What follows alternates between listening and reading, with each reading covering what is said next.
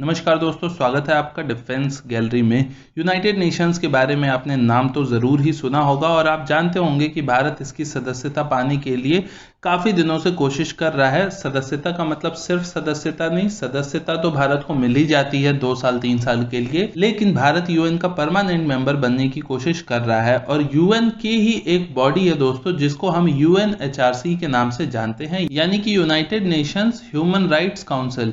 तो ये एक बेसिकली यूएनएचआरसी जो है ये ह्यूमन राइट्स काउंसिल है जो कि पूरे दुनिया में ह्यूमन राइट्स की कहीं अगर वायोलेशन होती है तो उसके खिलाफ ये उंगली उठाते हैं, उस पर बात करते हैं और कुछ ना कुछ रायता फैलाते हैं। लेकिन आपको ये जान के बहुत आश्चर्य होगा कि ह्यूमन राइट्स नाम की चीज और इसके साथ अगर Pakistan, China, even Russia, Cuba, इन लोगों का नाम जुड़ा हो तो आप इमेजिन करके देखिए। और सबसे ज्यादा आश्चर्य तो यहाँ पे मुझे चाइना और पाकिस्तान को लेके हो रहा है, इसलिए नहीं क्योंकि भारत के ये ज्यादा दुश्मन है, इसलिए क्योंकि इनके बारे में मैं थोड़ा ज्यादा ही जानता हूं, इसलिए मुझे ज्यादा आश्चर्य इन्हीं दोनों के नाम के ऊपर है।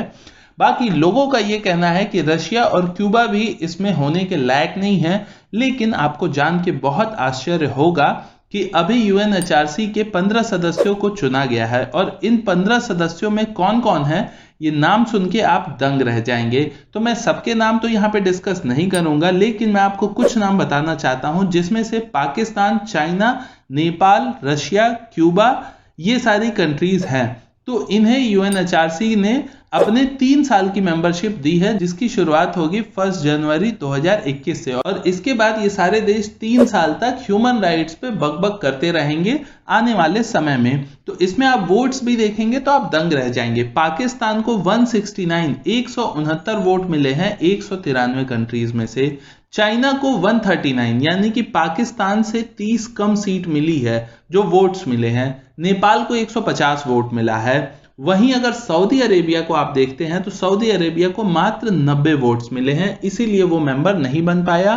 क्योंकि इसका मेंबर बनने के लिए जितनी भी कंट्रीज हैं, टोटल 193 कंट्रीज हैं, 193 जो कि वोट करती हैं, तो उनमें से अगर आपने 97 सीट जीत ली, 97 लोगों ने वोट कर दिया तो आप मेंबर बन जाते हैं। डजेंट मैटर कि आपने ह्यूमन राइट्स का कितना वायलेशन किया हुआ है। चाइना का अगर आप देखते हैं तो देखिए ह्यूमन राइट सबके लिए अलग अलग हो सकता है। आपको हो सकता है लगता हो कि भाई इंटरनेट भी इंसान का ह्यूमन राइट है, लेकिन एक्चुअल में आपके सोचने से ऐसा हो नहीं जाता है।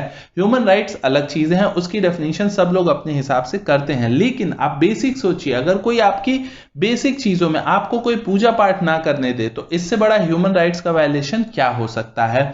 सेम वो चीज होती है चाइना में। चाइना में मस्जिदों को बंद करके वहां पे टॉयलेट्स बना दिए गए हैं, और ऐसे देश को ह्यूमन राइट्स का मेंबर बना देना ये मतलब हद ही है। मुझे तो लगता है ये यूनाइटेड नेशन अब सिर्फ दिखावा ही बच गया है, और इनका जो ह्यूमन राइट काउंसिल है ये तो बिल्कुल दिखावा बच गया है। शायद यही रीजन था कि यूएनएचआरसी से यूनाइटेड स्टेट्स ऑफ अमेरिका ने 2018 में विड्रॉ कर लिया था खुद को, क्योंकि उनका मानना था कि इसमें ऐसी कंट्रीज जुड़ी हैं जो कि खुद तो ह्यूमन राइट्स खुद ही नहीं ध्यान रखती हैं ह्यूमन राइट्स का, तो वो दूसरों के लिए आवाज क्या उठाएंगी और कैसे वो सही और गलत में डिफरेंस करेंगी।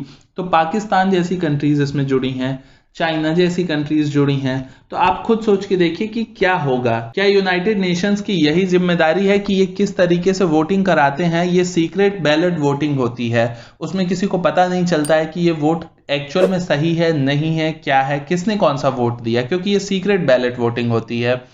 तो हम कैसे मान ले कि ये सही है। और अगर चाइना, पाकिस्तान जैसी कंट्रीज को यूएन का मेंबर बनाया जा रहा है तो ये तो बिल्कुल हद हो गई है। बाकी इसका मेंबर नेपाल भी है जिसे 150 वोट मिले हैं, पर नेपाल के लिए चलो ठीक है कि नेपाल डिजर्व करता है, वहां पे कोई इतना हैवी क्रूशियल चीज नहीं है। इसके अलावा भारत तो खैर मेंबर है ही है।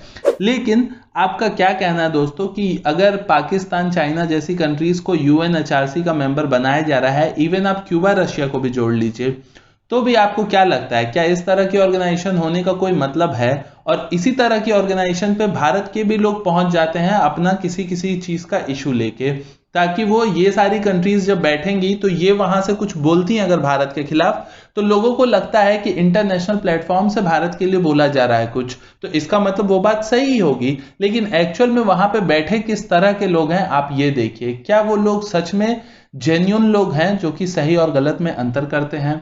अपने सुझाव कमेंट सेक्शन में जरूर बताइएगा। नमस्कार, जय हिंद।